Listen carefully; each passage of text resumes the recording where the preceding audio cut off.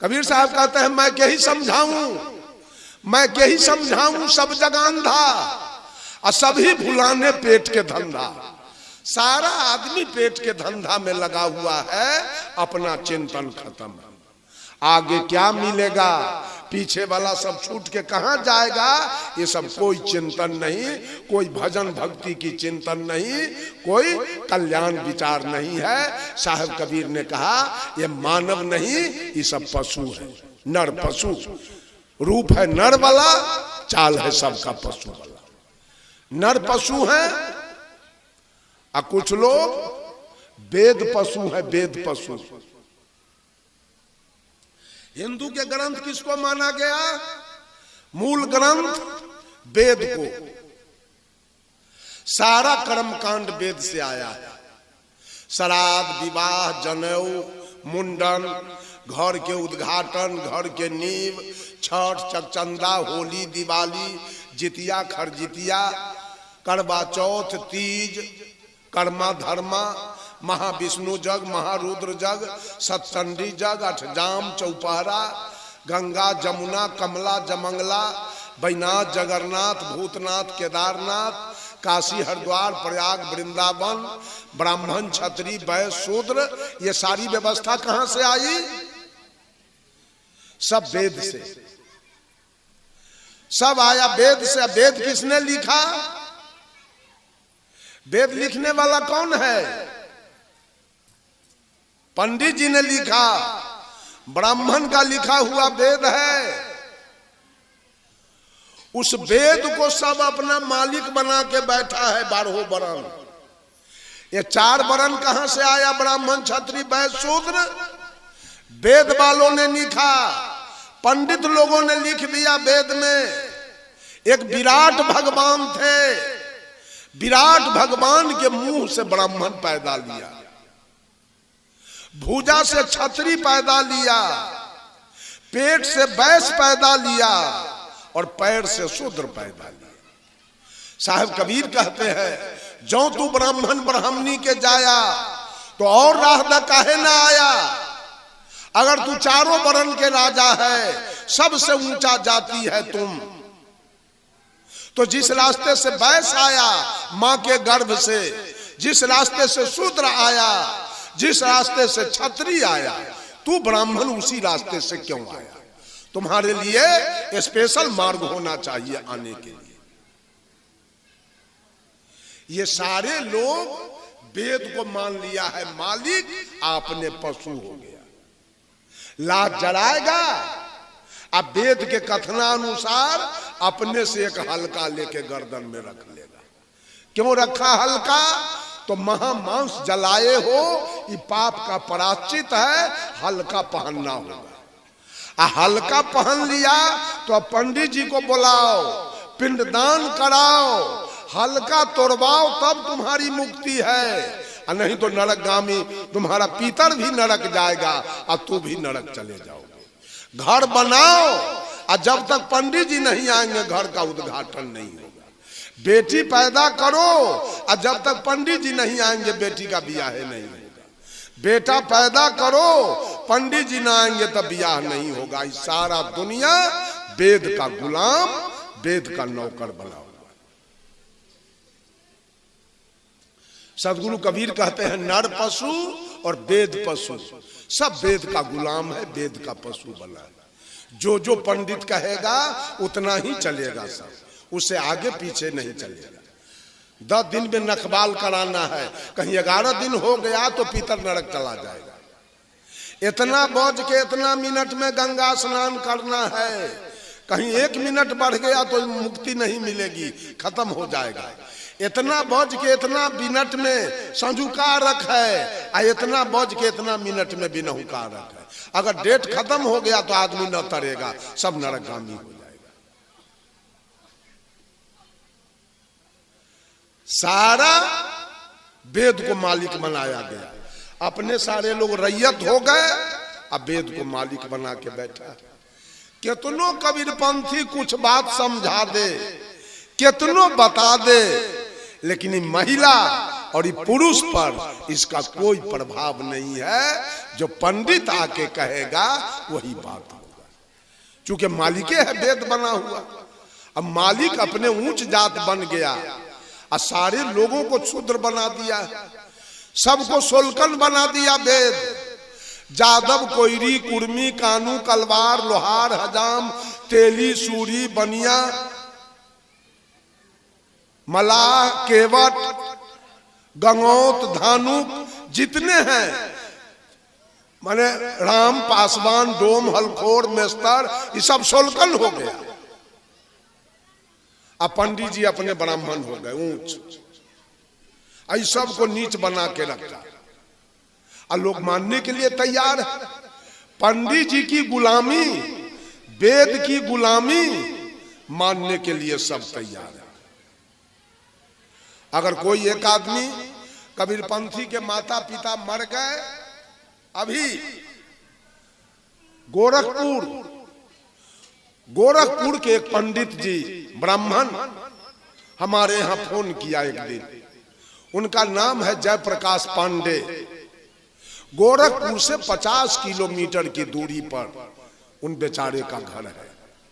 Phone किए, साहब मेरी मां मर गई है और हमारे जाति के लोग, ब्राह्मण लोग हमसे कर्म कांड करवाना चाहता है, पिंडदान करवाना चाहता है और मैं करना नहीं चाहता हूं। आपका प्रवचन मैं YouTube पर सुना और हमको लगा कि ये सारी क्रिया गलत है। मैं चाहता हूं कबीरपंथी साधु संत को बुलाकर मैं इस काम को कर दूं, समाप्त कर दूं। और बेचारा किया। फिर भंडारा का डेट रखा है, यही 16 तारीख के मैं जा रहा हूं गोरखपुर। उन्हीं के यहाँ कार्यक्रम में 16 को ट्रेन पकड़ना है, 17-18 कार्यक्रम है जयप्रकाश पांडे के यहाँ, और 19 को उधर से रिटर्न होना। बंधुओं, वो तो बेचारा ब्राह्मण है, उसको वो काम कैसे नापसंद हो गया। ये सारे लोग गुलामी, आज तक सारी गुलामी चली गई। अंग्रेज की गुलामी गई, जमींदारों की गुलामी गई, लेकिन पंडितों की गुलामी, वेदों की गुलामी आज तक लोग कन्हा पर लेके औरत और मर्द सब घूम रहे हैं। कुछ कहिए तो कहेगा वेद में ऐसा लिखा है, वेद में ऐसा लिखा है, वेद ऐसा का। अब पता नहीं वेद लिखा कौन। जो लिखा वो अपने स्वार्थ की बात लिख लिया है वेद में। सारे स्वार्थ के बाद हरिश्चंद्र को दानी कहा गया।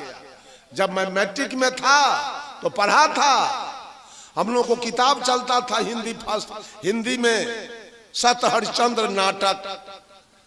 उस सत हरिश्चंद्र नाटक में पढ़ा, ये सारा दान स्वप्न में हुआ था, कोई जागृति अवस्था में नहीं।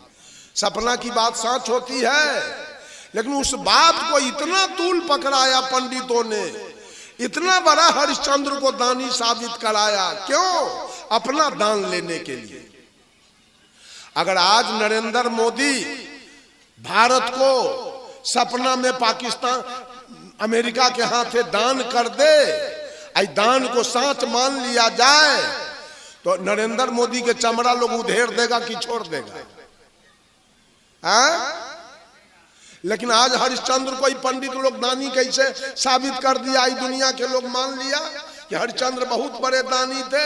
पंडित ने कह दिया कि भगवान नरसिंह रूप में आकर खम्भा फाड़ कर और प्रहलाद को बचा लिया। ये बात कैसे मान गए कि खम्भा में से भगवान निकलता है? इस बात को कैसे मान गए आप? आज भी तो खम्भा है, कोई भगवान तो निकाले इसमें से। ये झूठ बात सब अभी मंच पर कोई आदमी बोल रहे थे कबीर साहब के बारे में, चमत्कार की बात। एक भी बात सदगुरु कबीर चमत्कार की नहीं बोले अपने जीवन काल में। उन्होंने स्पष्ट कर दिया बीजक में, काहू के बचन ही पूरे, काहू कारा माती, मान बराई ले रहे हिंदू तुरुक जाती। बात बोते आसमान की, मुद्दत निया रानी, बहुत खुदी दिल राखते बूढ़े बिन पानी। कहे कबीर कासो कहूं, कहा भगवान राम खीर से पैदा हो गए, सीता मैया धरती से पैदा हो गई, सुखदेव जी सुग्गा से पैदा हो गए, कर्ण सूर्य से पैदा हो गया, भीष्म पितामह गंगा नदी से पैदा हो गए, अगस्त मुनि घैला से पैदा हो गए। तो कबीर पंथी कहा कबीर साहब भी आकाश से चले आए। ऐसा हो सकता है क्या? ऐसा संभव है? मैंने एक आदमी से पूछा कि अगर परीक्षा में विद्यालय में विद्यार्थी से पूछा जाए कि सदगुरु कबीर, ये कौन है इधर घूमे हुए हैं, ये सदगुरु कबीर इस धारा धाम पर कैसे आए, और वो विद्यार्थी लिख दे कि कबीर आकाश से आए, पास करेगा कि फेल? वो विद्यार्थी पास करेगा कि फेल करेगा? उसको फेल करना पड़ेगा, क्योंकि ये बातें कारण कार्य व्यवस्था से बाहर की बात है। वो विद्यार्थी पास नहीं करेगा।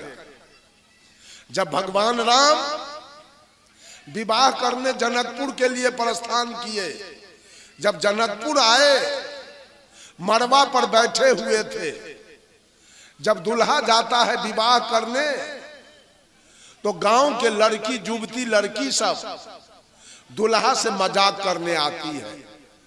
भगवान राम मड़वा पर जब बैठे हुए थे तो आ गए जनकपुर के लड़की सब, और राम से कहती है भगवान राम से, ए पहुन जी,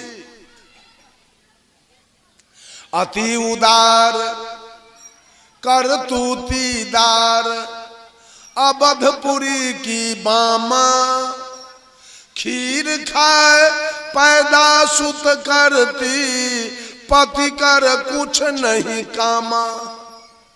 ए पाहुन जी, आपके अयोध्या के औरत, अयोध्या के नारी इतना उदार विचार की है, खीर खा के बच्चा पैदा करती है, अयोध्या में दुल्हा के कोई जरूरी नहीं। जब खीरे से बाल बच्चा हो जाए औरत के, तो दुल्हा के कौन जरूरी है? का अयोध्या में दुल्हा के कोई जरूरी नहीं है, खीर से बच्चा होता है। भगवान राम तो बेचारे लजा गए मड़बा पर। सखी बचन सुन के रघुनंदन बोले मृदु मुस्काते, आपन चाल छिपा बहु प्यारी करहुआन की बातें। स्पष्ट करते हैं राम मड़बा पर, कोई नहीं जन्मे मातु पिता बिनु, बांधे वेद की नीति, तुम्हारे तो सब मही से उपजे, हमारे अस नहीं रीति। भगवान राम उन औरतों से कहते हैं, हम सखियों से, सुन लो, बिना माए बाप के इस धरती पर कोई आ नहीं सकता। यही न कहने आई हो कि अयोध्या के नारी सब उदार विचार की है, खीर खा के बच्चा पैदा करती है, अयोध्या में दुल्हा का कोई जरूरी नहीं है। हम भी सुने हैं, राम कहते हैं सखी से, हम भी सुने हैं अयोध्या में खीर से बच्चा होता है, और जनकपुर में खेत से बच्चा होता है, यहां दुल्हीने के जरूरी ना। अयोध्या में दुल्हा के जरूरी ना, और जनकपुर में दुल्हीन के जरूरी ना। वहां खीर से और यहां खेत से। संभव है? ये बात सब उड़ाया गया और आध्यात्मिक लोगों को बेवकूफ, मानव को बेवकूफ बनाया गया। ये सब बात चमत्कारी बोल बोल करके, ये सारे गुलामी की बात है। किसी के लिखे हुए बात को मान लेना, अगर मानते हैं तो रामायण में लिखा है कि राजा सगर की पत्नी सुमति से 60,000 बेटा एक के दिन में पैदा हुआ। मानिएगा? मान लीजिए। मानना है तो मान लीजिए। लिखा है रामचरितमानस में, मास दिवस का दिवस भा मरम न जाने को, रथ समेत रवि ठाके निशा कवन विधि होई। रामचरितमानस में लिखा गया, जब भगवान राम लक्ष्मण भरत शत्रुघ्न चारों भाई का जन्म हुआ तो पूरे अयोध्या में चारों भाई का जन्मोत्सव मनाया गया। और जब जन्मोत्सव शुरू हुआ तो ये सूरज 1 महीना तक आसमान में खड़ा रह गया। चारों भाई का छठिहार देखने लगा। मास दिवस का दिवस भा, राम के छठिहार में 1 महीना का 1 दिन हो गया। चूंकि सूरज छठिहार देख रहा था, वो भूल गया, डूबने के लिए नहीं किया। सच है, सूरज छठिहार देखेगा। मास दिवस का दिवस भा ये मरम न जाने कोई। तुलसीदास जी ने लिखा, ये मरम वाल्मीकि जी नहीं जान पाए, 16वीं शताब्दी में तुलसीदास जी जान गए और रामचरितमानस में लिखा गया कि मास दिवस का दिवस भा ये मरम न जाने कोई। इस मरम को कोई नहीं जाना। राम के जन्मोत्सव में 1 महीना का 1 दिन हो गया। रथ समेत रवि ठाके, रथ समेत सूरज अपने मंडली के साथ 1 महीना रुका रह गया। निशा कवन विधि होई, रात्रि किसका नाम है, 1 महीना तक कोई भी नहीं किया। ये सब बात लिखा गया और लोग केवल मानने पर लगा हुआ कि लिखा हुआ है। हमारे पूज्य गुरुदेव आचार्य श्री धर्म स्वरूप साहब बराबर मंच से कहा करते थे, लिखने वाले स्वतंत्र थे, जो मन में आया लिख दिया, तो पढ़ने वाला भी स्वतंत्र हो जाए और जो अच्छा लगे उसको पढ़ ले और गलत को उसी में छोड़ दे। लेकिन आज मनुष्य गुलाम बना हुआ है और जो लिखा उसको पढ़ते चल रहा है। लिखा है रामचरितमानस में, ते बरनाया धम तेली कुम्हारा, सुपच किरात कोल्ह कलवारा, नारी मुए गृह संपत्ति नासी, माथ मुराए भय सन्यासी। रामचरितमानस में लिखा हुआ है कि तेली नीच जाता है। रामचरितमानस में लिखा गया, तेली अछोप जात है, इसका पानी नहीं पीना चाहिए। कुम्हार अछोप जात है, कलवार अछोप जात है, डोम अछोप जात है और कोल्भील अछोप जात है। ये 5 जात को नीच बनाया है रामायण। बना के रखिए। तो फिर पंडित जी क्यों जाते हैं तेली के यहाँ पूजाने, क्यों जाते हैं कुम्हार के यहाँ, क्यों जाते हैं कलवार के यहाँ पूजाने? ये सब तो अछोप जात है, ये सब तो नीच जात है। सारे लोग गुलामी में जी रहे हैं, स्वतंत्रता नहीं है। स्वतंत्र की बात कबीर करते हैं, स्वतंत्र हो जाओ सब आदमी। लेकिन सब लोग वेद के गुलाम बन के बैठे हैं। जो वेद पुराण कह रहा है वही कर्म कर रहे हैं। अगर लगन की बात सच है, पंडित जी के लगन पर आप बेटा बेटी का विवाह शादी करते हैं, वो बात अगर सत्य है तो राम और सीता के विवाह में 3 पुरोहित के द्वारा लगन तय किया गया था। उसमें विश्वामित्र जी थे, वशिष्ठ जी थे और सतानंद जी थे। 3 पुरोहित के द्वारा भगवान राम और जानकी जी के विवाह का लगन हुआ था। परिणाम क्या आया? सीता के मांग में सिंदूर पड़ा, हर के रावण ले गया, राम को 14 बरस वनवास हो गया दशरथ जी की मृत्यु हो गई और कौशल्या जी का हार्ट फेल हो गया।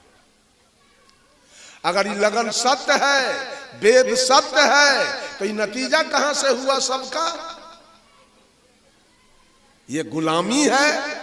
सब लोग गुलामी में जीना चाहते हैं। वेद को मालिक बनाकर वेद से भदवा पड़ता है, लगन होता है, दिन शुभ होता है, दिन अशुभ होता है, जाति के लोग शुभ होते हैं, तेली अशुभ होता है। ये सारा वेद की वाणी है। और कुछ जात को अछोप बनाया गया, जिसका पानी नहीं चल रहा है उसको अछोप बना के ये वेद व्यवस्था ने सब कुछ करके रखा है।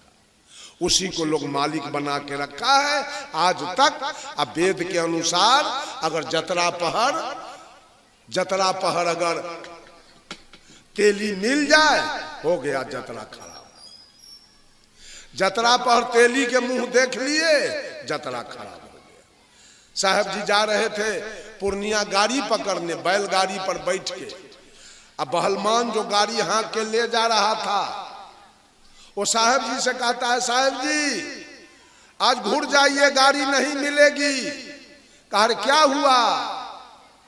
अरे मंगल साहब वो चला आ रहा है, तेली का दर्शन हो गया, गाड़ी आज नहीं मिलेगी। साहब जी कहे बेवकूफ कहाँ के, अरे आदमी के दर्शन से कहीं जतरा बिगड़ा है? चलो चलो बढ़ाओ। गाड़ी बढ़ी आगे। आगे जाने के बाद वो बहलमान कहता है, साहब जी गाड़ी मिल जाएगी। कहा क्यों? अब कैसे जतरा बन गया? तब मंगर सा के दांत देख लिए, अब जतरा बन गया। अरे देह है दोसर के या दांत है दोसर के? देह से जतरा बिगड़ गया, दांत देखे से जतरा बन गया। ये सारी व्यवस्था वेद ने दिया। आज तक हम लोग वेद के गुलामी में जी रहे हैं। वेद जो लगन बताएगा उसी पर बेटी का विवाह होगा। आ कितना लड़का लड़की भाग करके हिंदू के लड़की मुसलमान के लड़का विवाह कर लिया, और सबको बाल बच्चा है। कहाँ गया लगन, आ कहाँ गया वेद, आ कहाँ गया पतरा, आ कहाँ गया सत्यनारायण के कथा? सब चूल्ही भाड़ में चला गया, खत्म हो गया। क्या करें, बोलते रहे। बंधुओं, थोड़ी सी चर्चा अभी तो कुछ बाकी रह गया, फिर दूसरे सत्र में कल नर पशु, वेद पशु, पशु तो दो और है, गुरु पशु भी है और तिरिया पशु भी है। दो पशु और बचे हैं, उसकी चर्चा कल के सत्र में मैं करूंगा। अभी इतना ही कहकर अपने वाणी को मैं विराम